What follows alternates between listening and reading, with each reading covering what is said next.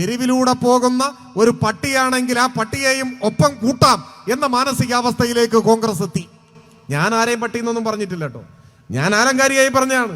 അങ്ങനെ വരുന്നു പോയാൽ അതിനെയും ഒപ്പം കൂട്ടാം എന്ന മാനസികാവസ്ഥയിലേക്ക് കോൺഗ്രസ് എത്തി. ആയുസ്സറുതിക്ക് മുൻപ് VD സതീശനും കൂട്ടർക്കും ഇനി കേരള നിയമസഭാ മന്ദിരത്തിന്റെ അകത്തളങ്ങളിലേക്ക് മന്ത്രിപദത്തിന്റെ അകമ്പടിയോടെ കടന്നു വരാനാവില്ല എന്ന തിരിച്ചറിവാണ് ഇപ്പോ ലീഗിനെയും ജമാഅത്തിനെയും RSSനെയും പഴയ പോപ്പുലർ ഫ്രണ്ടിനെയും എല്ലാം കൂട്ടിച്ചേർത്ത് കേരളം ഭരിക്കാൻ നല്ലത് ഇടതുപക്ഷമാണ് എന്ന അഭിപ്രായം കേരളത്തിലെ ജനങ്ങൾക്കിടയിൽ ദൃഢമായി വരുന്നുണ്ട്. അതെന്തുകൊണ്ടാണ്? തമ്മിൽ തല്ലും ചേരിപ്പോരും തൊഴുത്തിൽ കുത്തും കാലുവാരലും അഴിമതിയും അട്ടിമറിയും തട്ടിപ്പുമായി നടക്കുന്ന ഒരു കൊള്ള സംഘത്തിന്റെ കയ്യിലാണ് കേരളത്തിന്റെ ഭരണമെങ്കിൽ ഈ നാട് തകർന്ന് ചിന്ന ഭിന്നമായി പോകുമായിരുന്നില്ലേ? കറണ്ട് പോയാൽ എപ്പോ വരും എന്ന് പറയാൻ പറ്റില്ല. പോയി. ഇതായിരുന്നു കേരളം. ചിലർക്കൊന്നും ആ കാലം ഓർമ്മയില്ല, പെട്ടെന്ന് മറന്നുപോയിരിക്കുന്നു. ഇരുളിലാണ്ടു പോകുന്ന ഒരു നാടായിരുന്നു കേരളം. ഈ മഹാപ്രസ്ഥാനമാണ് നമ്മുടെ പാർട്ടി, നമ്മുടെ ഗവൺമെന്റ് കൈക്കൊണ്ട തീരുമാനങ്ങളുടെ ഇച്ഛാശക്തിയുള്ള നിലപാടുകളുടെ ഭാഗമായി ഈ കേരളം മാറി. ഒരു വീട്ടിൽ ഒരു അമ്മൂമ്മ, ഒരു അപ്പൂപ്പൻ, രണ്ടുപേരേ ഉള്ളൂ എന്ന് കരുതുക. ഈ രണ്ടു പേർക്ക് വാർദ്ധക്യകാല പെൻഷൻ കിട്ടിയാൽ 3200 രൂപ ഒരു മാസം കിട്ടും. അതൊരു മഹാസംഖ്യയാണെന്നല്ല, പക്ഷെ അരി വാങ്ങിക്കാം, പട്ടിണി കിടക്കണ്ട. അതാണ് കേരളത്തിന്റെ ഉറപ്പ്. ഇന്ത്യയിൽ മറ്റൊരു സംസ്ഥാനത്തും 1600 രൂപ ഇങ്ങനെ ക്ഷേമ പെൻഷൻ ഇല്ല. ചില സംസ്ഥാനങ്ങളിൽ പെൻഷനേ ഇല്ല. ഹൈദരലി ശിഹാബ് തങ്ങളും മുഹമ്മദ് അലി ശിഹാബ് തങ്ങളുമുള്ള ലീഗിന്റെ പ്രസിഡന്റുമാരായിരിക്കുന്ന ഘട്ടത്തിൽ ഇങ്ങനെ ഒരു സാഹചര്യം ഉണ്ടായിരുന്നില്ല. സാദിഖ് അലി ശിഹാബ് തങ്ങൾ ലീഗിന്റെ പ്രസിഡന്റ് ആയതിനു ശേഷം വന്ന മാറ്റമാണിത്.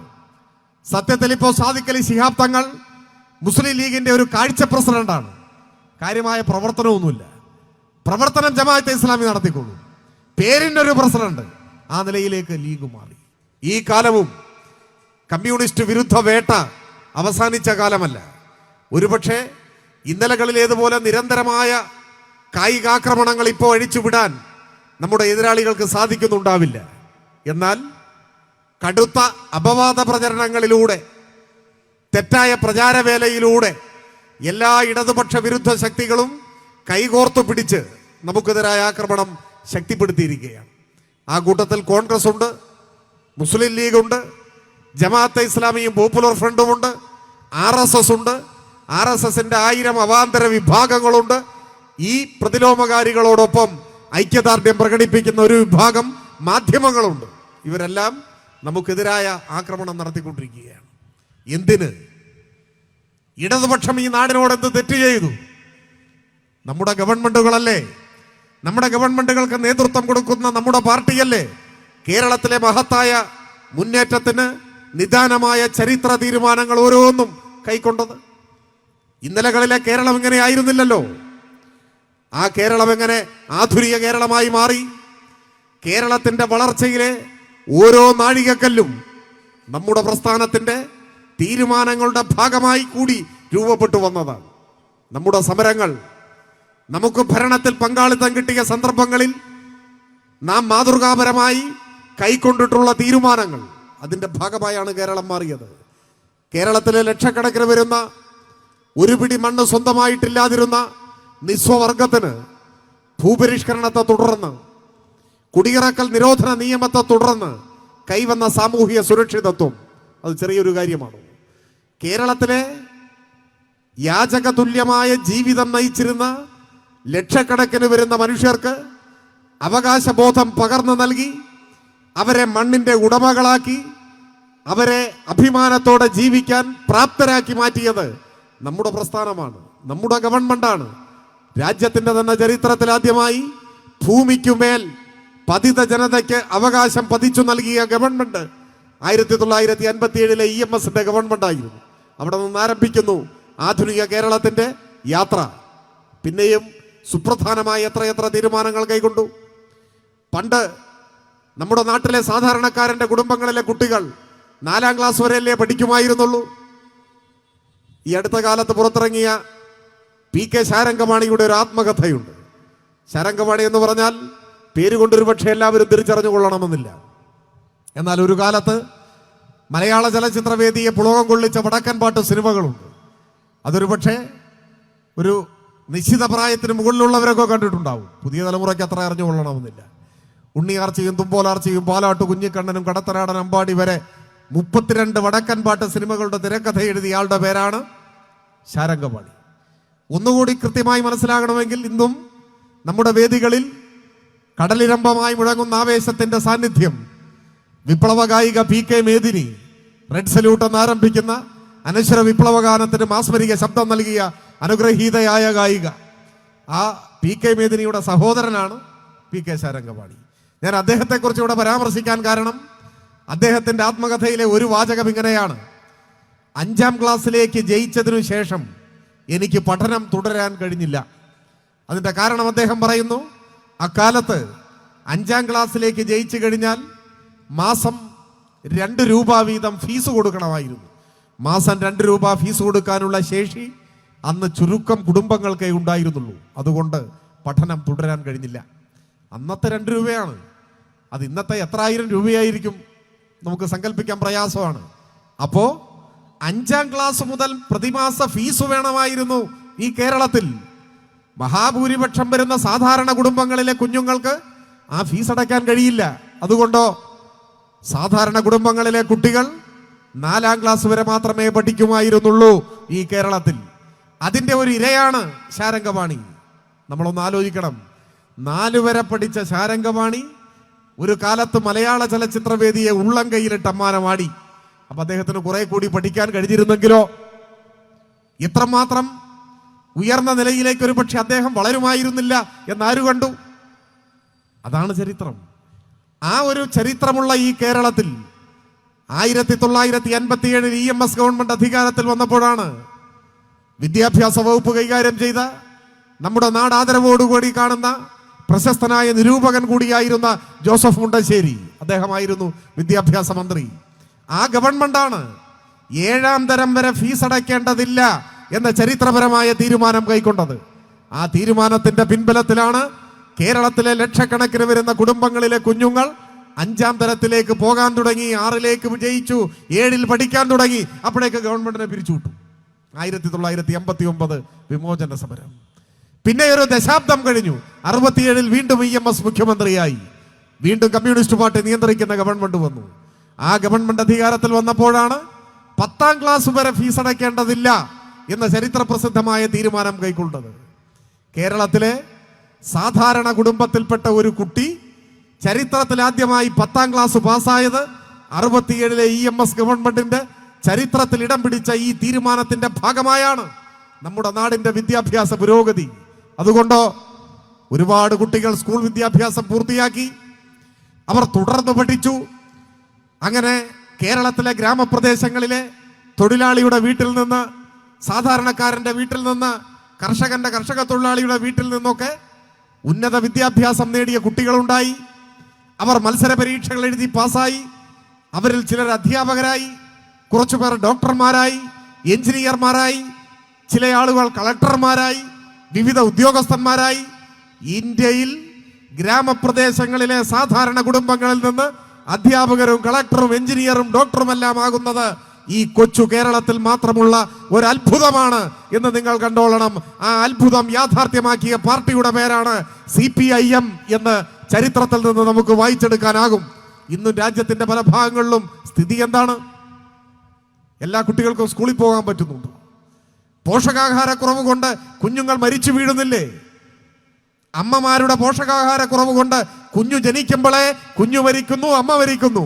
ഇന്ത്യയിലെ പല സംസ്ഥാനങ്ങളിലും മരണത്തിന് വേണ്ടി മാത്രമുള്ള പിറവികൾ നടക്കുന്ന നാടായി രാജ്യത്തിന്റെ പല ഭാഗങ്ങളും ഇപ്പോഴും മനുഷ്യർ വെൽകിട ജന്മിമാരുടെ കാൽക്കീഴിലെ പുഴുക്കളെ പോലെ നരക ജീവിതം നയിക്കുമ്പോൾ ജീവിത നിലവാര സൂചികയുടെ കാര്യത്തിൽ ഈ കൊച്ചു കേരളം അമേരിക്കയുമായി മത്സരിക്കുന്നു, ജപ്പാനുമായി, ഓസ്ട്രേലിയയുമായി, ബ്രിട്ടനുമായി മത്സരിക്കുന്നു. ലോകമാധ്യമങ്ങൾ, ലോകത്തിലെ സാമൂഹ്യ ശാസ്ത്രജ്ഞന്മാർ, സാമ്പത്തിക ചിന്തകന്മാർ കേരളത്തെ അത്ഭുതത്തോടു കൂടി കാണുന്നു. ഇതൊന്നൊരത്ഭുതം. ഒരു 3ാം ലോക ദരിദ്ര രാജ്യത്തിലെ ഒരു കൊച്ചു സംസ്ഥാനം ജീവിത നിലവാരത്തിന്റെ വിവിധ സൂചികകൾ വെച്ച് വികസിത മുതലാളിത്ത രാജ്യങ്ങളോട് മത്സരിക്കുന്നു. അതിന് മലയാളിയെ അതിന് പ്രാപ്തനാക്കിയത് ഈ മഹാപ്രസ്ഥാനമാണ്. നമ്മുടെ പാർട്ടി, നമ്മുടെ ഗവൺമെന്റ് കൈക്കൊണ്ട തീരുമാനങ്ങളുടെ ഇച്ഛാശക്തിയുള്ള നിലപാടുകളുടെ ഭാഗമായി ഈ കേരളം മാറി. 80-ൽ നായനാരുടെ ഗവൺമെന്റ് അധികാരത്തിൽ വന്നപ്പോഴല്ലേ ഇന്ത്യയുടെ ചരിത്രത്തിൽ ആദ്യമായി കർഷക തൊഴിലാളിക്ക് പെൻഷൻ കൊടുക്കാൻ തീരുമാനിച്ചു. അന്ന് വരെ പെൻഷൻ എന്ന് പറഞ്ഞാൽ ആ വാക്കിന്റെ അർത്ഥം മറ്റൊന്നായിരുന്നു. സർക്കാർ ഉദ്യോഗമുള്ളവർ ഒരു നിശ്ചിത വയസ്സിൽ സർവീസിൽ നിന്ന് വിരമിക്കുമ്പോൾ പിന്നെ മരണം വരെ അവരുടെ സേവനത്തെ മതിച്ചുകൊണ്ട് സർക്കാർ ഒരു നിശ്ചിത തുക മാസം തോറും കൊടുക്കും. അതാണ് പെൻഷൻ എന്ന് വെച്ചാൽ സർക്കാർ ഉദ്യോഗസ്ഥന്റെ ഔദ്യോഗിക ജീവിതത്തിന് ശേഷം കിട്ടുന്ന വേതനമാണ് പെൻഷൻ. അതായിരുന്നു പെൻഷന്റെ അർത്ഥം. ആ വാക്കിന്റെ അർത്ഥം 80-ലെ നായനാർ ഗവൺമെന്റാണ് മാറ്റിക്കുറിച്ചത്. എന്തായി? കർഷക തൊഴിലാളി പെൻഷൻ അർഹനാണ്. ആരോഗ്യമുള്ള ജീവിതകാലം മുഴുവൻ അന്യന്റെ പാടശേഖരങ്ങളിൽ പണിയിടങ്ങളിൽ തന്റെ വിയർപ്പൊഴുക്കിയവൻ ജീവിത സായാഹ്നത്തിൽ ആരോഗ്യം ക്ഷയിച്ച് അസുഖം ബാധിച്ച് ശയ്യാവലംബിയായി കിടക്കുമ്പോൾ അത്യാവശ്യം മരുന്ന് വാങ്ങാനെങ്കിലും ഉപകരിക്കുന്ന ഒരു ചെറിയ തുക മാസം തോറും പെൻഷനായി കൊടുക്കണം എന്ന് നമ്മുടെ ഗവൺമെന്റ് തീരുമാനിച്ചു. ചിലർ നെറ്റിയൊളിച്ചു, ചിലരല്ല. കോൺഗ്രസിനായിരുന്നു ഏറ്റവും വലിയ അസ്വസ്ഥത. കർഷക തൊഴിലാളിക്ക് പെൻഷനോ? പരിഹസിച്ചു. എങ്ങോട്ടാണ് ഈ ഗവൺമെന്റ് പോകുന്നത്? കോൺഗ്രസ് ഒരു സിദ്ധാന്തം അവതരിപ്പിച്ചു. പെൻഷൻ കൊടുത്താൽ അവർ കള്ളു കുടിക്കും. അതായിരുന്നു സിദ്ധാന്തം. ആരെങ്കിലും ചിലർ ചിലപ്പോൾ കുടിച്ചിട്ടുണ്ടാവും. അത് പെൻഷൻ കൊടുത്തിട്ടില്ലെങ്കിലും അതിനുള്ള വക കണ്ടെത്തും. അതൊരു മനഃശാസ്ത്രമാണ്. പക്ഷേ കർഷക തൊഴിലാളികളോട് തൻ്റെ ആരോഗ്യം മുഴുവൻ നാടിൻ്റെ ഭക്ഷ്യസുരക്ഷയ്ക്ക് വേണ്ടി സമർപ്പിച്ച ഒരു ജനതയോട് നന്ദി കാണിക്കേണ്ടതുണ്ട് എന്ന് നമ്മുടെ ഗവൺമെന്റ് തീരുമാനിച്ചു. ഈ രാജ്യത്തിന്റെ ചരിത്രത്തിൽ ആദ്യമായി ഈ കേരളത്തിന്റെ മണ്ണിൽ കർഷക തൊഴിലാളി പെൻഷൻ നമ്മൾ ആരംഭിച്ചു. ഇപ്പോൾ അത് വളർന്ന് വ്യാപിച്ചു. ക്ഷേമ പെൻഷൻ എന്ന സങ്കല്പം ഇന്ത്യയിൽ ഏറ്റവും ആരോഗ്യ സമ്പൂർണമായി നിൽക്കുന്നു നമ്മുടെ നാട്ടിൽ. കർഷക തൊഴിലാളി പെൻഷൻ, വാർദ്ധക്യകാല പെൻഷൻ, വിധവാ പെൻഷൻ, വികലാംഗ പെൻഷൻ, അഗതി പെൻഷൻ, അനാഥ പെൻഷൻ, അങ്ങനെ പോവുകയാണ് പെൻഷൻ. 60 ലക്ഷം മനുഷ്യർ കേരളത്തിൽ നിന്ന് പെൻഷൻ വാങ്ങുന്നു. 60 ലക്ഷം. 1600 രൂപ ഒരു മാസം. കേന്ദ്ര ഗവൺമെന്റ് സാമ്പത്തികമായി നമ്മളെ ശ്വാസം മുട്ടിച്ചു കൊല്ലുന്ന, നീതീകരിക്കാനാവാത്ത പകപോക്കൽ രാഷ്ട്രീയത്തിന്റെ ഭാഗമായി ചിലപ്പോൾ ചില മാസങ്ങളിലൊക്കെ കുടിശ്ശിക വരും. ഒരു മാസം മുടങ്ങി, അടുത്ത മാസം കൊടുത്തു, അങ്ങനെയൊക്കെ വരും. പക്ഷേ 1600 രൂപ പ്രതിമാസ പെൻഷനാണ്. ഒരു വീട്ടിൽ ഒരു അമ്മൂമ്മ, ഒരു അപ്പൂപ്പൻ, 2 പേരേ ഉള്ളൂ എന്ന് കരുതുക. ഈ 2 പേർക്ക് വാർദ്ധക്യകാല പെൻഷൻ കിട്ടിയാൽ 3200 രൂപ ഒരു മാസം കിട്ടും. അതൊരു മഹാസംഖ്യയാണെന്നല്ല, പക്ഷെ അരി വാങ്ങിക്കാം, പട്ടിണി കിടക്കണ്ട. അതാണ് കേരളത്തിന്റെ ഉറപ്പ്.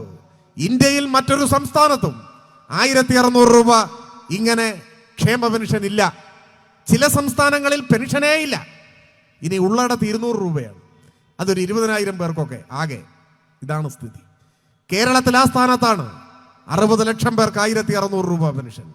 ഇങ്ങനെ ക്ഷേമ പെൻഷൻ സങ്കല്പം ആവിഷ്കരിച്ചത് 87-ലെ ഗവൺമെന്റ് സമ്പൂർണ്ണ സാക്ഷരത. ലോകത്തിൽ സാക്ഷരതയുടെ കാര്യത്തിൽ ഏറ്റവും മുൻപന്തിയിൽ നിൽക്കുന്ന ഒരു ഭൂപ്രദേശമാണ് നമ്മുടെ കേരളം. അമേരിക്കൻ ജനസംഖ്യയിൽ 19% പേർക്ക് എഴുത്തും വായനയും അറിഞ്ഞുകൂടാ എന്നാണ് ഒരു കണക്ക്. അപ്പൊ അതിനേക്കാൾ മുന്നിലാണ് നമ്മൾ നിൽക്കുന്നത്. ലോകത്തിന്റെ നെറുകയിൽ ഈ നേട്ടങ്ങളുമായി നമ്മൾ നിൽക്കുന്നു. അധികാര വികേന്ദ്രീകരണത്തിന്റെ ചരിത്രത്തിൽ മഹത്തായ നാഴികക്കല്ലായി ജനകീയ ആസൂത്രണം മാറി.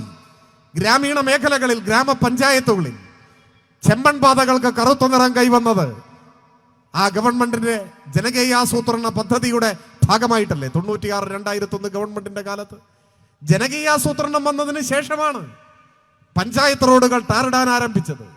അത് എളുപ്പത്തിൽ മനസ്സിലാകാൻ ഒരു ഉദാഹരണം പറഞ്ഞു വന്നേയുള്ളൂ. മറ്റൊട്ടേറെ അധികാര വികേന്ദ്രീകരണത്തിന്റെ ഭാഗമായ മാറ്റം നമ്മുടെ ഗ്രാമപ്രദേശങ്ങളിൽ ഉണ്ടായത് ആ ഗവൺമെന്റിന്റെ പ്രവർത്തനങ്ങളുടെ ഭാഗമായി കൈവന്നതാണ്. ഇപ്പോഴും നവകേരളം എന്ന മഹാലക്ഷ്യവുമായി നമ്മുടെ ഗവൺമെന്റ് മുൻപോട്ട് പോവുകയാണ്. ആ കാര്യത്തെക്കുറിച്ചെല്ലാം നന്ദേട്ടൻ ഇവിടെയുണ്ട്, സംസാരിക്കും. ഞാൻ പറഞ്ഞു വന്നത്, ആധുനിക കേരളത്തിന്റെ സൃഷ്ടാക്കളായ നാം മലയാളിയെ അവന്റെ ജീവിത നിലവാരത്തിന്റെ അടിസ്ഥാനത്തിൽ ലോകത്തിന്റെ നെറുകയിലേക്ക് കൈപിടിച്ചാനയിച്ച നമ്മുടെ പാർട്ടി, നമ്മുടെ ഗവൺമെന്റ്. പക്ഷേ ആ പാർട്ടിയുടെ ജീവനെടുക്കാൻ ഉദ്ദേശിച്ചുകൊണ്ടാണ് എല്ലാ പിന്തിരിപ്പൻ പ്രതിലോമ ശക്തികളും ഇപ്പോൾ കൈകോർത്ത് ഒരുമിക്കുന്നു. RSSും കോൺഗ്രസും തമ്മിൽ യോജിക്കുന്നു. അത് ചരിത്രത്തിൽ പണ്ടേ ഉള്ളതാണ്. ഒരുപാട് അനുഭവങ്ങൾ നമ്മുടെ മുന്നിലുണ്ട്. അതിൽ തൃശ്ശൂരിലെ വോട്ട് കച്ചവടമാണ് ഒടുവിൽ വന്നു നിൽക്കുന്നത്. 18ാം ലോക്സഭാ തെരഞ്ഞെടുപ്പിൽ കേരളത്തിന്റെ സാംസ്കാരിക തലസ്ഥാനം എന്ന പുകൾപെറ്റ പൊന്നാനിയോടൊക്കെ വളരെ അടുത്ത് കിടക്കുന്ന പ്രദേശമാണ് തൃശ്ശൂർ. ആ തൃശ്ശൂരിൽ ചരിത്രത്തിൽ ആദ്യമായി താമര അടയാളത്തിൽ ഒരാൾ പാർലമെന്റിലേക്ക് ജയിച്ചു. മതനിരപേക്ഷ കേരളം കുറ്റബോധത്തോടുകൂടി പരിശോധിക്കേണ്ട ഒരു സംഭവമാണ്. പക്ഷേ എല്ലാ മലയാളികളെയും അതിൻ്റെ പേരിൽ കുറ്റപ്പെടുത്താൻ പറ്റില്ല. അതിൻ്റെ പേരിൽ വിമർശന യോഗ്യരായിട്ടുള്ളവർ ഒരേ ഒരു കൂട്ടരാണ്. ആ ശരിയായ ജനഹിതം അട്ടിമറിക്കപ്പെട്ടതിൻ്റെ പിന്നിലുള്ള അധാർമികമായ വോട്ട് കച്ചവടത്തിൻ്റെ പ്രയോക്താക്കൾ കോൺഗ്രസ്സാണ്. കോൺഗ്രസും RSSും തമ്മിലുള്ള കച്ചവടം 1,00,000 വോട്ട് വിൽക്കും എന്നാണ് ധാരണ. 1,00,000 കോൺഗ്രസിന്റെ സജീവാംഗങ്ങളുടെ വോട്ട് BJPക്ക് കൊടുക്കാം എന്നാണ് ധാരണ. മറ്റു ചില മണ്ഡലങ്ങളിൽ BJP തിരിച്ചു സഹായിക്കും എന്നാണ് ധാരണ. ഇതൊക്കെ പതിറ്റാണ്ടുകൾക്ക് മുൻപ് തുടങ്ങിയ അധാർമികമായ തിരഞ്ഞെടുപ്പ് കൂട്ടുകെട്ടിന്റെ തുടർച്ചയാണ്. ഞാൻ ആ ചരിത്രത്തിലേക്ക് വിശദമായി ഇപ്പോൾ പോകുന്നില്ല. വോട്ടെണ്ണി കഴിഞ്ഞപ്പോൾ 86,000 വോട്ട് കൊടുക്കാൻ കഴിഞ്ഞു എന്ന് കണ്ടെത്തി. 2019 കൈപ്പത്തി അടയാളത്തിൽ കോൺഗ്രസിന് കിട്ടിയതിൽ 86,965 വോട്ട് ഇപ്പോൾ കാണാനില്ല. കൃത്യമായി ആ വോട്ട് അപ്പുറത്ത് കിട്ടി. നമുക്കോ ഒരൊറ്റ വോട്ട് കുറഞ്ഞില്ല. 16,000 വോട്ട് നമ്മൾ കൂടുതൽ സമാഹരിച്ചു. പക്ഷെ അത് ഉപകാരപ്പെട്ടില്ല. കാരണം 87,000-ഓളം വോട്ട് കോൺഗ്രസ് BJPക്ക് കൊടുത്തപ്പോൾ 73,000-ൽ പരം വോട്ടിന് BJP ജയിച്ചു. ചരിത്രത്തിൽ ആദ്യമായി തൃശ്ശൂരിന്റെ മണ്ണിൽ കോൺഗ്രസ് 3ാം സ്ഥാനത്തായി. മിക്കപ്പോഴും ജയിക്കുകയും അപൂർവം ചില ഘട്ടങ്ങളിൽ തോൽക്കുമ്പോൾ 2ാം സ്ഥാനത്ത് എത്തി നിൽക്കുകയും ചെയ്യുന്ന കോൺഗ്രസ് ഇന്ത്യ ചരിത്രത്തിൽ ആദ്യമായി അവിടെ 3ാം സ്ഥാനത്തേക്ക് പോയി. അതിന്റെ ബാക്കി പത്രമാണ് പാലക്കാട് ഇപ്പോൾ നമ്മൾ കണ്ടത്. കോൺഗ്രസും RSSുമായിട്ടുണ്ടാക്കുന്ന ഈ അധാർമികമായ തിരഞ്ഞെടുപ്പ് സഖ്യങ്ങൾ അത് വളരെ ശക്തമായി സജീവമായി ഇപ്പോഴും തുടരുന്നു. നമ്മുടെ നാടിന്റെ മതനിരപേക്ഷ ഭാവിയെ ആശങ്കപ്പെടുത്തുന്നതാണ്. എന്നാൽ അതോടൊപ്പം മറുഭാഗത്ത് കടുത്ത ഇസ്ലാമിക വർഗീയതയുമായും സഖ്യം ചേരുന്നു. ജമാഅത്തെ ഇസ്ലാമിയും പോപ്പുലർ ഫ്രണ്ടും RSSന്റെ ഒരു മറുപതിപ്പാണ്. RSSനോളം അംഗബലം ഇന്ത്യയിൽ ഇല്ല എന്ന ഒറ്റ കാരണം കൊണ്ട്, രാജ്യഭരണത്തിന്റെ അടുത്തെത്താൻ കഴിഞ്ഞിട്ടില്ല എന്ന കാരണം കൊണ്ട് RSSനോളം അപകടം വിതയ്ക്കാൻ കഴിഞ്ഞിട്ടില്ല എന്ന് മാത്രമേ ഉള്ളൂ. ആ വിഭാഗം മുസ്ലിം ലീഗിന്റെ രാഷ്ട്രീയ നേതൃത്വമായി മാറി. അതാണ് ഇപ്പോൾ രൂപപ്പെട്ടു വരുന്ന കേരള രാഷ്ട്രീയത്തിലെ പ്രധാനപ്പെട്ട ഒരു പ്രവണത. മുൻപ് മുസ്ലിം ലീഗ് ഇങ്ങനെ ആയിരുന്നില്ല.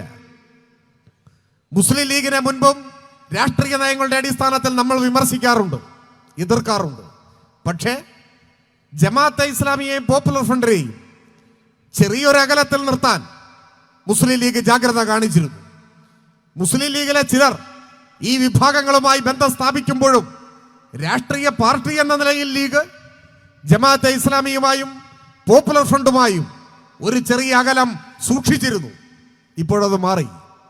മുസ്ലിം ലീഗിന്റെ നയം തീരുമാനിക്കുന്നവരായി ജമാഅത്തെ ഇസ്ലാമി മാറി. പോപ്പുലർ ഫ്രണ്ട് കൂടി പങ്കാളിത്തം വഹിക്കുന്ന ജമാഅത്തെ ഇസ്ലാമിയുടെ ശൂറയാണ് മുസ്ലിം ലീഗിന്റെ നയം തീരുമാനിക്കുന്നത് എന്ന് വന്നു. പഴയ തങ്ങൾമാരുടെ കാലത്ത് അങ്ങനെ ആയിരുന്നില്ല. ഹൈദരലി ശിഹാബ് തങ്ങളും മുഹമ്മദ് അലി ശിഹാബ് തങ്ങളുമുള്ള ലീഗിന്റെ പ്രസിഡന്റുമാരായിരിക്കുന്ന ഘട്ടത്തിൽ ഇങ്ങനെ ഒരു സാഹചര്യം ഉണ്ടായിരുന്നില്ല.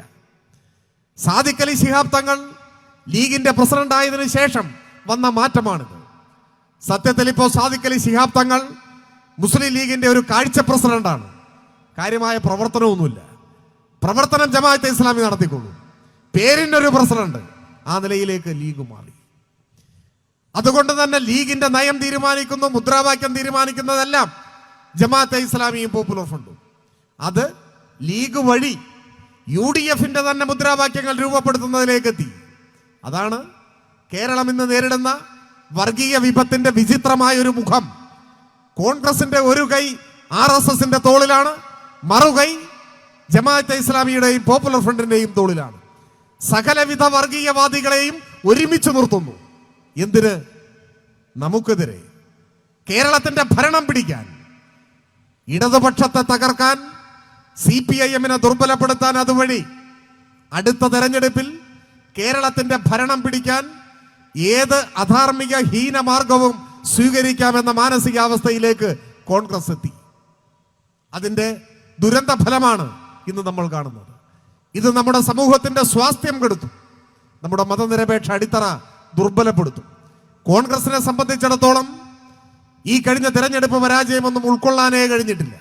കാരണം കേരളത്തിലെ കോൺഗ്രസിന്റെ ചരിത്രത്തിൽ ഇങ്ങനെയൊരു സാഹചര്യം ഇതിനു മുൻപുണ്ടായിട്ടില്ല. എങ്ങനെയൊരു സാഹചര്യം? 10 കൊല്ലമായി കേന്ദ്രത്തിൽ അധികാരമില്ല, 8-9 കൊല്ലമായി കേരളത്തിൽ അധികാരമില്ല. കേരളത്തിലും കേന്ദ്രത്തിലും ഇത്രയും കാലം അധികാരമില്ലാതെ ഇരുന്ന ഒരു അനുഭവം നമ്മുടെ നാട്ടിലെ കോൺഗ്രസിന് ഉണ്ടായിട്ടേയില്ല. അതുകൊണ്ട് തന്നെ കോൺഗ്രസിനെ സംബന്ധിച്ചിടത്തോളം ഭ്രാന്തമായ ഒരു മാനസികാവസ്ഥയിലെത്തി നിൽക്കുന്നു. കഴിഞ്ഞ തെരഞ്ഞെടുപ്പിൽ ജയിക്കും എന്നാണ് ഇവർ കരുതിയിരുന്നത്. കഴിഞ്ഞ തെരഞ്ഞെടുപ്പിന്റെ പ്രത്യേകത എന്താണ്? കഴിഞ്ഞ തെരഞ്ഞെടുപ്പിൽ 5 വർഷത്തെ ഇടതുപക്ഷ ഭരണം പൂർത്തിയാക്കിയ ശേഷം നടന്ന തെരഞ്ഞെടുപ്പ് എന്നതുകൊണ്ട് കേരളത്തിന്റെ ചരിത്രത്തെ അടിസ്ഥാനപ്പെടുത്തിയാൽ മുന്നണി മാറി അധികാരത്തിൽ വരേണ്ടതാണ്. വോട്ടെണ്ണുന്നതിന്റെ തലേന്നാൾ കേരളത്തിലെ ഒരു ടെലിവിഷൻ ചാനൽ ബ്രേക്ക് ചെയ്തൊരു വാർത്തയുണ്ടെന്ന്. ആ വാർത്തയുടെ തലക്കെട്ട് ഇങ്ങനെയായിരുന്നു. ആ വാർത്ത അതിന്റെ ഓൺലൈൻ എഡിഷനിലാണ് എനിക്ക് വായിക്കാൻ സാധിച്ചത്. വാർത്തയുടെ തലക്കെട്ടിൽ പരാമർശിക്കുന്നത് മുഖ്യമന്ത്രി സ്ഥാനത്തെ ചൊല്ലിയുള്ള തർക്കം പരിഹരിച്ചു എന്നാണ്. അപ്പൊ അതൊരു കൗതുകമാണ്. കാരണം വോട്ടെണ്ണുന്നത് അടുത്ത ദിവസമാണ്. അപ്പൊ എന്താണ് വാർത്തയിൽ പറയുന്നതെന്ന് അറിയുന്നതിനായി തുടർന്ന് വായിച്ചു. അപ്പോ ആ വാർത്ത വിശദീകരിക്കുന്നു. മുഖ്യമന്ത്രി സ്ഥാനത്തെ ചൊല്ലിയുള്ള തർക്കം കോൺഗ്രസിൽ പരിഹരിച്ചു. മുഖ്യമന്ത്രി സ്ഥാനം പങ്കുവയ്ക്കുന്നത് സംബന്ധിച്ച് കോൺഗ്രസിൽ ധാരണയായി. ആദ്യത്തെ 2.5 കൊല്ലം ഉമ്മൻചാണ്ടിയും തുടർന്നുള്ള 2.5 കൊല്ലം രമേശ് ചെന്നിത്തലയും കേരളത്തിന്റെ മുഖ്യമന്ത്രിമാരാവാൻ ധാരണ. നിങ്ങൾ ആലോചിച്ച് നോക്കൂ, വോട്ടെണ്ണാൻ പോകുന്നേ ഉള്ളൂ പിറ്റേ ദിവസം. പക്ഷേ ഇവിടെ മുഖ്യമന്ത്രിയെ തീരുമാനിച്ചു. അപ്പോൾ അത്ര ഉറച്ചു വിശ്വസിച്ചിരുന്നു കേരളത്തിൽ അധികാരത്തിൽ വരും. അതിന്റെ കാരണം എന്താണ്? ഒരു കാരണമാണ് ഞാൻ സൂചിപ്പിച്ചത്. കേരളത്തിന്റെ സമീപ ഭൂതകാല ചരിത്രാനുഭവങ്ങളുടെ പശ്ചാത്തലത്തിൽ അങ്ങനെ വിശ്വസിക്കാം. കാരണം 5 കൊല്ലം കൂടുമ്പോൾ മുന്നണികളെ മാറി മാറി അധികാരത്തിലേറ്റുന്ന ഒരു നാടാണ് കേരളം. 5 കൊല്ലം കോൺഗ്രസ് എങ്കിൽ 5 കൊല്ലം LDF, തിരിച്ചും ഇങ്ങനെ വരും. അതാണ് കേരളത്തിന്റെ ഒരു പൊതുശീലം. 2, ഒന്നാം പിണറായി സർക്കാരിന്റെ അവസാനത്തെ 6 മാസം അങ്ങേയറ്റം നികൃഷ്ടമായ വിവാദ കോലാഹലങ്ങൾ കൊണ്ട് കേരളത്തെ മലീമസമാക്കാൻ കേരളത്തിന്റെ പ്രതിപക്ഷവും മാധ്യമങ്ങളും എല്ലാ ഇടതുപക്ഷ വിരുദ്ധ ശക്തികളും കൈകോർത്തു. 6 മാസം വിവാദം മാത്രമല്ലേ ഉണ്ടായിട്ടുള്ളൂ. എല്ലാ ദിവസവും ടെലിവിഷൻ ചാനലുകളിലെ ചർച്ച സ്വർണ്ണക്കള്ളക്കടത്തായിരുന്നില്ലേ? സ്വർണം കടത്തിയവനും ഏറ്റുവാങ്ങിയവനും അയച്ചവനും അതിന്റെ പേരിൽ പോലീസ് പിടിച്ചവനും ജയിലിൽ അടച്ചവനും ഒന്നും ഒരു കുറ്റവുമില്ല. കുറ്റം മുഴുവൻ കേരളത്തിലെ ഗവൺമെന്റിന്, മുഖ്യമന്ത്രിയുടെ ഓഫീസിന്. ഈ നിലയിലായിരുന്നു ചർച്ചകളുടെ രീതി. ഏതെല്ലാം വിചിത്രമായ വങ്കത്തങ്ങൾ അന്ന് ടെലിവിഷൻ ചാനലുകളിലൂടെ ദിനപത്രങ്ങളിലൂടെ അവതരിപ്പിക്കപ്പെട്ടു. ഈന്തപ്പഴത്തിന്റെ ഉള്ളിൽ സ്വർണം കടത്തി എന്ന് പറഞ്ഞില്ലേ? ഖുറാന്റെ മറവിൽ സ്വർണം കടത്തി എന്ന് ആരോപിച്ചില്ലേ? ബിരിയാണി ചെമ്പിനകത്ത് സ്വർണം കൊണ്ടുവന്നു എന്ന് പറഞ്ഞില്ലേ? ഷാർജ ഷെയ്ഖിന് കൈക്കൂലി കൊടുത്തു എന്ന് പറഞ്ഞില്ലേ? മനുഷ്യന്റെ സാമാന്യ ബുദ്ധിക്ക് നിരക്കാത്ത അറുവഷളൻ വങ്കത്തരങ്ങൾ വാർത്ത എന്ന വിധത്തിൽ അവതരിപ്പിച്ചില്ലേ? നിരന്തരം ഇത്തരത്തിലുള്ള അപവാദ പ്രചരണങ്ങളുടെ കോലാഹലം സംഘടിപ്പിച്ചപ്പോ കോൺഗ്രസ് കരുതി കുറെ ആളുകളെ ഇതൊക്കെ സ്വാധീനിച്ചിട്ടുണ്ടാവും. നിരന്തരം ഇത് കേട്ട് കേട്ട് കേട്ട് ചെറിയൊരു ശതമാനമെങ്കിലും ഈ പ്രചരണത്തിന്റെ കുഴിയിൽ വീണുപോയിട്ടുണ്ടാവും. അപ്പൊ അങ്ങനെ കൂടി വരുമ്പോ ഉറപ്പായും ജയിക്കും എന്നാണ് കണക്ക് കൂട്ടിയത്. പക്ഷെ വോട്ടെണ്ണി കഴിഞ്ഞപ്പോഴോ കേരളത്തിന്റെ രാഷ്ട്രീയ ചരിത്രം തിരുത്തി കുറിക്കപ്പെട്ടു. കണ്ണഞ്ചിപ്പിക്കുന്ന വിജയം ഇടതുപക്ഷം നേടി. 91 ഉണ്ടായിരുന്നത് 99 നിയമസഭാംഗങ്ങളുടെ എണ്ണം. വോട്ടും സീറ്റും ഭൂരിപക്ഷവും കൂടി. ഇങ്ങനെ ഒരു അനുഭവം കേരളത്തിൽ ഉണ്ടായിട്ടില്ല. ആദ്യമായി ഇടതുപക്ഷത്തിന്റെ തുടർഭരണം എന്ന യാഥാർത്ഥ്യത്തിലേക്ക് കേരളം കടന്നു വന്നു. അതെങ്ങനെ സംഭവിച്ചു? ഈ പ്രചണ്ഡമായ ഇടതുപക്ഷ വിരുദ്ധ പ്രചരണ കൊടുങ്കാറ്റിന്റെ മുന്നിലും പർവ്വത സമാനമായ കരുത്തോടെ മലയാളി അചഞ്ചലമായ ഇടതുപക്ഷ കൂറ് പ്രകടിപ്പിച്ചത് എന്തുകൊണ്ടാണ്? സ്വന്തം അനുഭവങ്ങൾ പകർന്നു നൽകിയ ബോധ്യമാണ്. അതാണ് ഒന്നാം പിണറായി സർക്കാരിന്റെ ജനകീയമായ മുന്നേറ്റങ്ങളുടെ സാക്ഷ്യപത്രങ്ങൾ ഓരോ ഗ്രാമത്തിലും അനുഭവവേദ്യമായിരുന്നു. ഗവൺമെന്റിന്റെ നേട്ടങ്ങൾ നോക്കിയാൽ കാണുന്നതായിരുന്നു, ജീവിതത്തിൽ അനുഭവപ്പെടുന്നതായിരുന്നു. ഞാനതെല്ലാം ഇവിടെ വിശദീകരിക്കുന്നില്ല. പുതിയൊരു കേരളം എന്നതൊരു മുദ്രാവാക്യം മാത്രമല്ലെന്നും അത് കേരളത്തിൽ സംഭവിച്ചുകൊണ്ടിരിക്കുകയാണ് എന്നും നല്ല ബോധ്യം ജനങ്ങൾക്കുണ്ടായി. നമ്മുടെ പള്ളിക്കൂടങ്ങൾ, ക്ലാസ് മുറികളെല്ലാം സ്മാർട്ട് ക്ലാസ് മുറികളായി മാറി. 1-ാം ക്ലാസ്സിൽ പഠിക്കുന്ന കുട്ടി കമ്പ്യൂട്ടറിന്റെ സഹായത്തോടെ പഠിക്കുന്നു. പുതിയ ആധുനിക കെട്ടിടങ്ങൾ, ആശുപത്രികൾ, താലൂക്ക് ആശുപത്രികളിൽ പോലും ഡയാലിസിസ് സെന്ററുകൾ, ആവശ്യത്തിന് മരുന്ന്, ഡോക്ടർമാർ, primary health centre family health സെന്ററായി മാറുന്നു. ഡോക്ടർമാരുടെ എണ്ണം കൂടുന്നു. പകൽ മുഴുവൻ OP. കേരളത്തിൽ എന്തെന്ത് മാറ്റങ്ങളാണ് വന്നത്? ക്ഷേമ പെൻഷനെ കുറിച്ച് ഞാൻ സൂചിപ്പിച്ചു. പവർ കട്ടില്ലാത്ത നാടായി കേരളത്തെ മാറ്റി. ഉമ്മൻചാണ്ടി കേരളത്തിന്റെ മുഖ്യമന്ത്രി ആയിരുന്നപ്പോ ആദ്യം അരമണിക്കൂർ പവർ കട്ടാണ്. ഇവിടെ മുന്നിൽ മുഴുവൻ സ്ത്രീകളാണ് ഇരിക്കുന്നത്. അരമണിക്കൂർ പവർ കട്ടെന്ന് പറഞ്ഞാൽ ഒരു സീരിയൽ പോയി ഇല്ലേ? പോയില്ലേ? ഏത്തൊക്കെ സീരിയൽ ഇടയ്ക്ക് മുറിഞ്ഞു പോയി. അത് ആലോചിച്ച് എത്ര ടെൻഷൻ അടിച്ചു. എന്ത് സംഭവിച്ചു എന്ന് ആലോചിച്ച്. സ്ത്രീകളെന്ന് പറയാൻ പാടില്ല, പുരുഷന്മാരും തുല്യ പങ്കാളികളാണ് സീരിയൽ. പിന്നെയുണ്ട് 1 മണിക്കൂറായി പവർ കട്ട്. അപ്പോ 2 സീരിയൽ പോയി. പിന്നെ അപ്രഖ്യാപിത പവർ കട്ട്. കറണ്ട് പോയാൽ എപ്പോ വരും എന്ന് പറയാൻ പറ്റില്ല. പോയാ പോയി. ഇതായിരുന്നു കേരളം. ചിലർക്കൊന്നും ആ കാലം ഓർമ്മയില്ല, പെട്ടെന്ന് മറന്നുപോയിരിക്കുന്നു. ഇരുളിലാണ്ട് പോകുന്ന ഒരു നാടായിരുന്നു കേരളം. ഇപ്പോഴോ പവർ കട്ടുണ്ടോ? ലോഡ് ഷെഡിംഗ് ഉണ്ടോ? വ്യവസായങ്ങൾക്ക് 100% പവർ കട്ടായിരുന്നു കൊണ്ട് ആ കേരളത്തെ വെളിച്ചത്തിലേക്ക് നയിച്ചു. കൊച്ചി ഇടമൺ പവർ ഹൈവേ അപ്രായോഗികമെന്ന് ഉമ്മൻചാണ്ടി വിധി എഴുതിയ ഫയൽ പൊടി തട്ടിയെടുത്തു. അസാധ്യമെന്ന് കരുതിയത് ഇച്ഛാശക്തി കൊണ്ട് സാധ്യമാക്കി. കൂടംകുളത്ത് നിന്ന് വൈദ്യുതി എത്തുന്നു. ഒട്ടേറെ ജലവൈദ്യുത പദ്ധതികൾ പുതുതായി ആരംഭിച്ചു. നമ്മളിപ്പോ പവർ കട്ടും ലോഡ് ഷെഡിങ്ങും ഇല്ലാത്ത ഒരു നാടായി നിൽക്കുന്നു. ഇന്ത്യയിലെ മറ്റു സംസ്ഥാനങ്ങളിലോ മണിക്കൂറുകൾ കണക്കിനാണ് പവർ കട്ട്, ലോഡ് ഷെഡിങ്. അതാണ് കേരളത്തിന്റെ മാറ്റം. അസാധ്യമെന്ന് കരുതിയ എത്രയോ പദ്ധതികൾ, ദേശീയപാതാ വികസനം ഇപ്പൊ നടക്കല്ലേ പൊന്നാനിയിലൂടെ. ആ ഫയൽ അടച്ചതല്ലേ ഉമ്മൻചാണ്ടി. കേരളത്തിൽ ദേശീയപാതാ വികസനം പ്രായോഗികമല്ല എന്ന് തീർപ്പ് കൽപ്പിച്ചതല്ലേ. അങ്ങനെ തീർപ്പ് കൽപ്പിച്ചു. National highway authority of India ദേശീയപാതാ വികസനത്തിന് വേണ്ടി തുറന്ന ഓഫീസ് അടച്ചുപൂട്ടി. ഉദ്യോഗസ്ഥന്മാർ മടങ്ങി. അപ്പോഴാണ് ഗവൺമെന്റ് മാറിയത്. നമ്മുടെ ഗവൺമെന്റ് ഒരു വെല്ലുവിളിയാതെ അത് ഏറ്റെടുത്തു. മുഖ്യമന്ത്രി നേരിട്ട് നിരന്തരം ഡൽഹിയിൽ പോയി കേന്ദ്ര ഉപരിതല ഗതാഗത മന്ത്രിയുമായി സമ്മർദ്ദം ചെലുത്തി വാശി പിടിച്ച് സമരം ചെയ്ത് കേരളത്തിന്റെ അവകാശം നേടിയെടുത്തു. അടുത്ത വർഷം ഉദ്ഘാടനം ചെയ്യപ്പെടുകയാണ്. കേരളത്തിന്റെ 2 അറ്റങ്ങൾ തമ്മിൽ 2 സർവീസ് റോഡുകൾ കൂടി ചേരുമ്പോൾ 8 വരി പാത. കേരളത്തിന്റെ യാത്രാ സങ്കല്പങ്ങളിൽ വിപ്ലവകരമായ കുതിച്ചുചാട്ടമുണ്ടാകുന്ന മഹത്തായ മാറ്റം.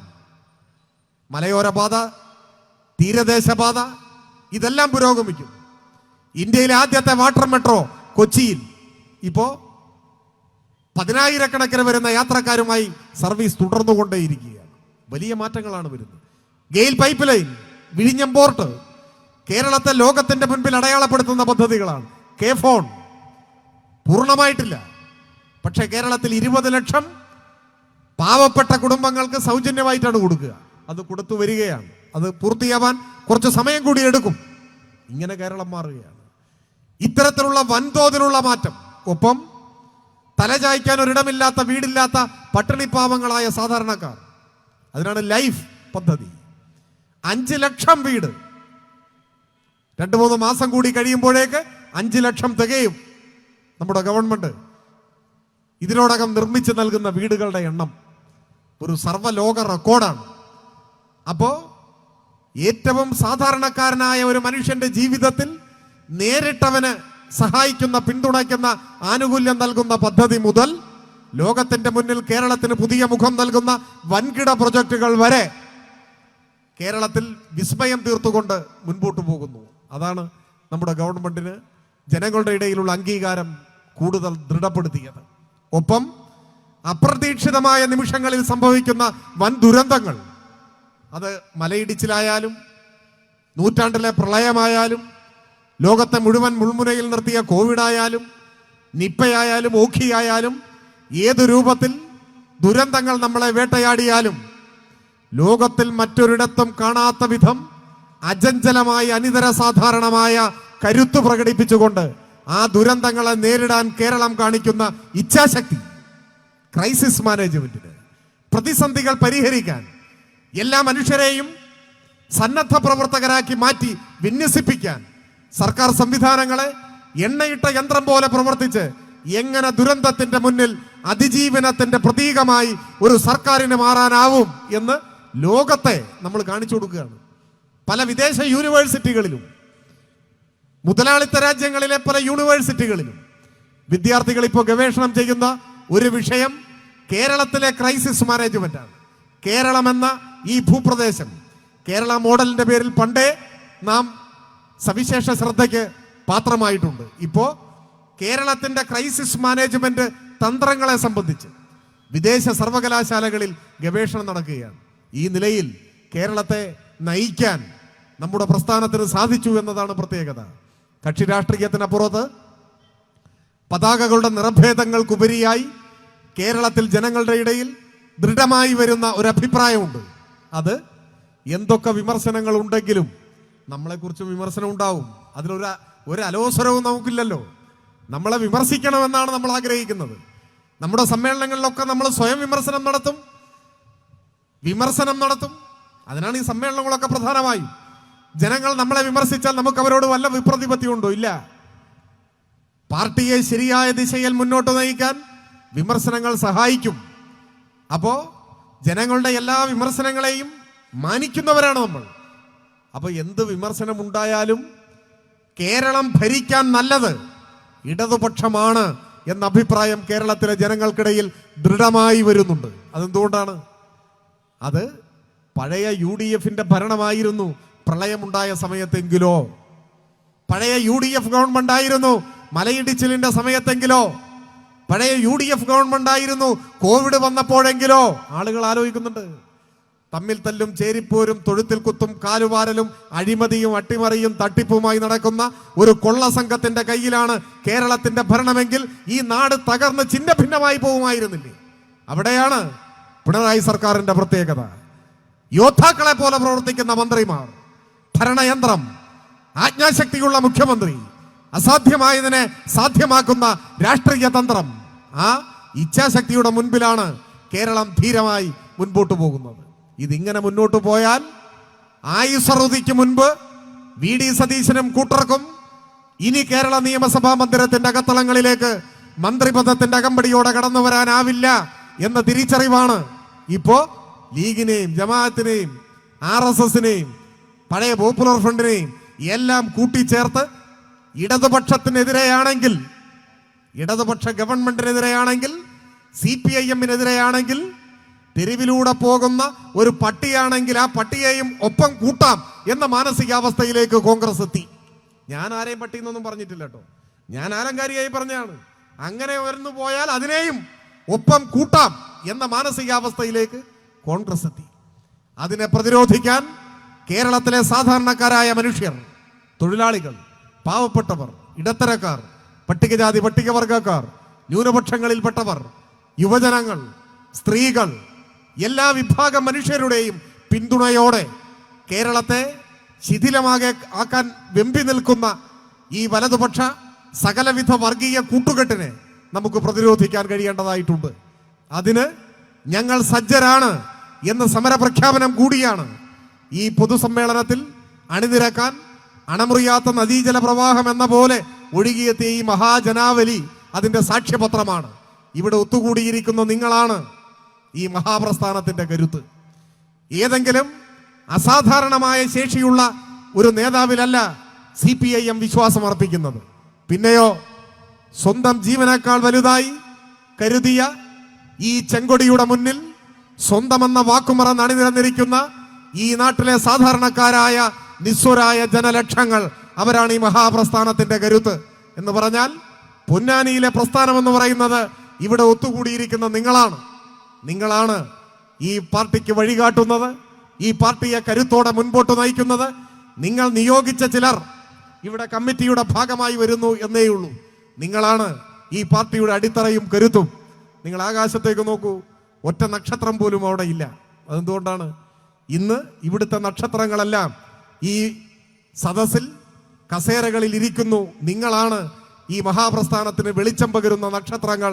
ജനങ്ങളിൽ നിന്ന് ഊർജവും വെളിച്ചവും സ്വീകരിച്ചുകൊണ്ടാണ് നമ്മുടെ പ്രസ്ഥാനം മുൻപോട്ട് പോകുന്നത്. എല്ലാ വെല്ലുവിളികളെയും ചവിട്ടിയരച്ച് കളയുന്ന പുല്ലുപോലെ നമുക്ക് അവഗണിക്കാൻ കഴിയും. ഈ മഹാജനസഞ്ചയത്തിന്റെ പിന്തുണയും പങ്കാളിത്തവും ഉണ്ടാവുമ്പോൾ പൊന്നാനി മലപ്പുറം ജില്ലയിലെ പാർട്ടിയുടെ ഏറ്റവും കരുത്തുറ്റ ഒരിടമാണ്. മറ്റു ചിലയിടമുണ്ട്, ഇവിടെയും ഒരിടമാണ്. ഇവിടുത്തെ പ്രസ്ഥാനത്തെ ഇനിയും കൂടുതൽ കരുത്തുള്ളതാക്കി നമുക്ക് മാറ്റാൻ, വളർത്തിയെടുക്കാൻ സാധിക്കേണ്ടതായിട്ടുണ്ട്. നമ്മോടൊപ്പം അണിനിരക്കേണ്ട ജനങ്ങൾ ഇനിയും ഇവിടെയുണ്ട്. എന്തൊക്കെയോ കാരണം കൊണ്ട് അവരിൽ ചിലർ നമ്മോടൊപ്പം ഇല്ല എന്നേ ഉള്ളൂ. ചിലപ്പോൾ പാരമ്പര്യം കൊണ്ടാവും. എൻ്റെ പിതാവ് കോൺഗ്രസ് ആയിരുന്നു, പിതാവിൻ്റെ പിതാവ് കോൺഗ്രസ് ആയിരുന്നു, അതുകൊണ്ട് ഞാനും അതിൻ്റെ കൂടെ ഇങ്ങനെ പോകുന്നു എന്നൊക്കെ കരുതുന്നവരുണ്ടാവും. അവരോടൊന്നും നമുക്കൊരു വിപ്രതിപത്തിയുമില്ല. വ്യത്യസ്തമായ രാഷ്ട്രീയ നിലപാടുകൾ സ്വീകരിച്ച് നമ്മുടെ നാട്ടിൽ നിൽക്കുന്ന, അല്ലെങ്കിൽ വ്യത്യസ്തമായ രാഷ്ട്രീയ പാർട്ടികൾക്ക് വോട്ട് ചെയ്യുന്ന ജനങ്ങളോട് നമുക്കൊരു വിരോധവുമില്ല. അവരെല്ലാം നമ്മുടെ സഹോദരങ്ങളാണ്. അവരുടേതായ ചില കാരണങ്ങളാൽ അവരൊക്കെ ഇപ്പോൾ അങ്ങനെ നിൽക്കുന്നുവെന്നേ ഉള്ളൂ. പക്ഷേ അവരുടെ നേതൃത്വം സ്വീകരിക്കുന്ന വിപൽക്കരവും വഞ്ചനാപരവുമായ നിലപാടിനെതിരെ അവരെ ചിന്തിപ്പിക്കാനും അവരെ ഇടതുപക്ഷത്തിന്റെ ഭാഗമായി അണിനിരത്താനുമുള്ള ഉത്തരവാദിത്വമാണ് നമ്മൾ ഏറ്റെടുക്കേണ്ടത്. ഈ നാട്ടിലെ മഹാഭൂരിപക്ഷം വരുന്ന ജനങ്ങളെയും നാടിന്റെ നാളെയെ കരുതി, ജനങ്ങളുടെ നന്മയെ കരുതി ഇടതുപക്ഷ പ്രസ്ഥാനത്തിന്റെ ഭാഗമായി അണിനിരത്താനുള്ള രാഷ്ട്രീയ ഉത്തരവാദിത്വം കൂടി ഏറ്റെടുത്തുകൊണ്ടാണ് പൊന്നാനി ഏരിയ സമ്മേളനം സമാപിക്കുന്നത്. ഏത് വലിയ ശക്തി കൊമ്പുകുലുക്കി വന്നാലും ഈ നാടിനെ വർഗീയ വിപത്തിൽ നിന്ന് രക്ഷിക്കാനും നാടിന്റെ വികസനവും ജനങ്ങളുടെ ക്ഷേമവും ഉറപ്പുവരുത്താനും നമ്മുടെ പ്രസ്ഥാനം ഇവിടെ കരുത്തോടെ നിലനിൽക്കണം എന്നത് ഈ നാടിന്റെ പൊതുവികാരമാണ്. അതിന് അനുസൃതമായി ജനങ്ങളുടെ വിശ്വാസത്തിന് പോർലേൽക്കാതെ വരാനിരിക്കുന്ന നാളുകളിലും ഇടതുപക്ഷ പ്രസ്ഥാനം ഈ നാടിന്റെ നന്മയെ ലാക്കാക്കിക്കൊണ്ട് ഏറ്റെടുക്കുന്ന വിവിധ തരങ്ങളായ പ്രചരണ പ്രക്ഷോഭ പരിപാടികളിലെല്ലാം വർദ്ധിത വീര്യത്തോടെ അണിനിരക്കണം എന്ന എളിയ അഭ്യർത്ഥനയോടെ ഈ മഹാസമ്മേളനം ഔപചാരികമായി ഉദ്ഘാടനം ചെയ്യുന്നതായി അറിയിച്ചുകൊണ്ട് ഞാൻ എൻ്റെ എളിയ വാക്കുകൾ അവസാനിപ്പിക്കുന്നു. അഭിവാദനം.